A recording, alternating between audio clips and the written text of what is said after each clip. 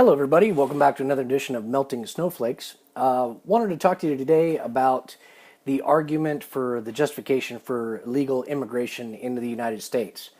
And one of the big ones is that, well, what about all these illegal aliens that are working in the fields, picking fruit, picking vegetables, doing the supposed jobs that Americans won't do, right? So they're basically justifying illegal immigration, saying that if we don't have this illegal immigration, then it's going to affect our economy, or we're not going to be able to find people to do the job. So, when you go to your local supermarket, you're not going to be able to get tomatoes for 99 cents. They're going to cost $10 a piece, or however you want to spin it. But that's basically their argument is, well, we can't stop illegal immigration because that would affect our economy too much, and we wouldn't be able to find people to do the job. Well, I want to make sure you understand that is one of the same arguments that the Democrats used before the Emancipation Proclamation to justify slavery. So let me say that again. That is the same argument, or one of the same arguments, that was used to justify slavery before Lincoln banned slavery.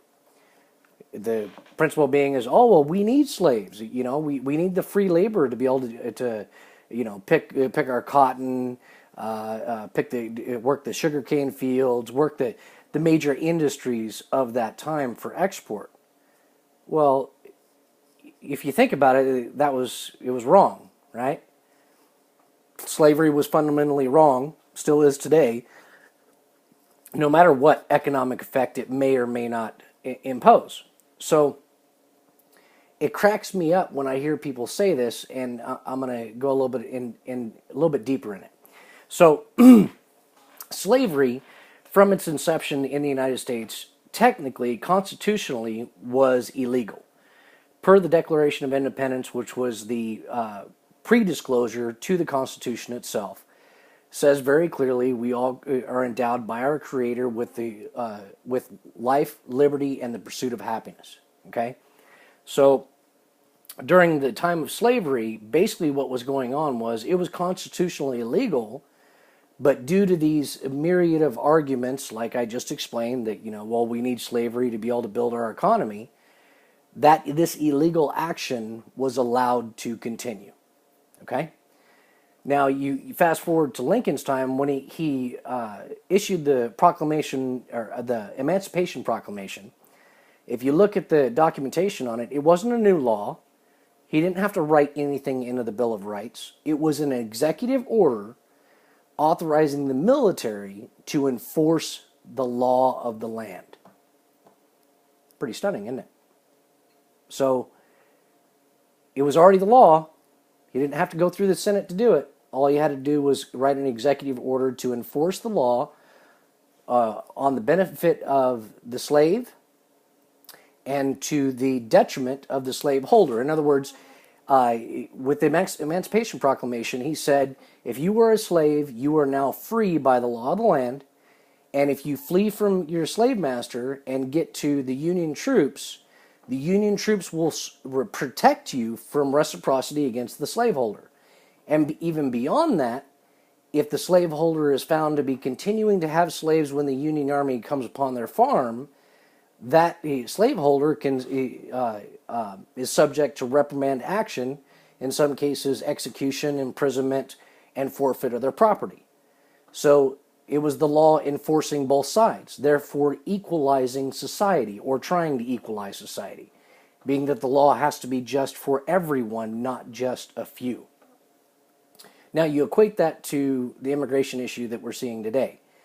The illegal immigrants that are working these fields and getting low wages to be able to do so are basically subjected to indentured servitude, because the whole reason why they're able to get, or the employers are able to pay a lower wage or a lower amount for the labor that they expend, is because they're an illegal alien. They're not there in the country legally. On the other hand, the government is not using the law and reciprocity prosecuting the employer that's using this lower wage labor of illegal aliens. So in other words, the law is allowing the illegal aliens to stay, not following the law, and also not making those employers responsible for their own actions. Therefore, the injustice of lower pay is allowed to happen. Now let's go back to the slave days, okay?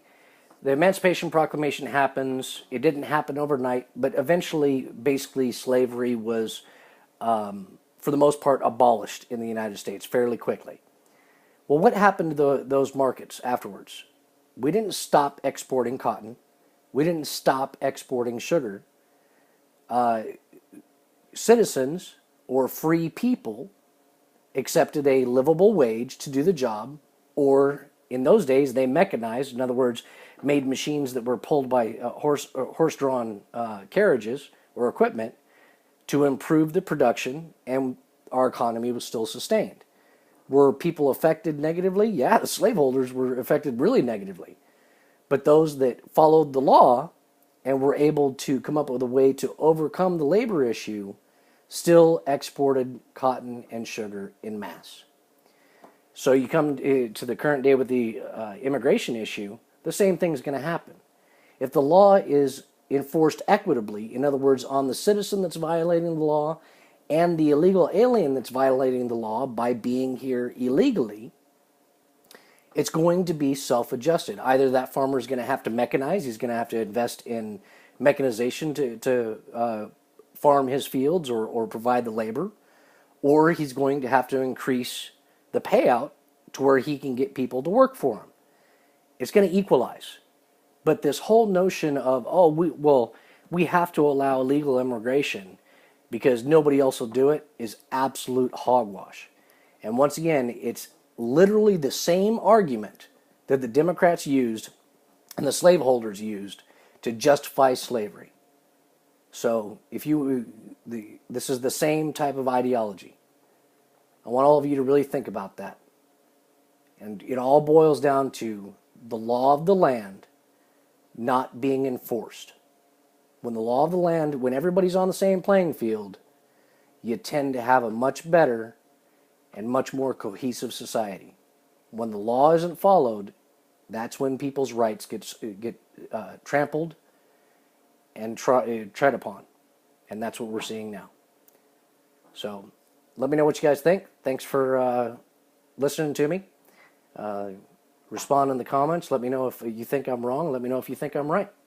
And we're going to continue to try and change the minds of some snowflakes. Talk to you later, guys. Bye.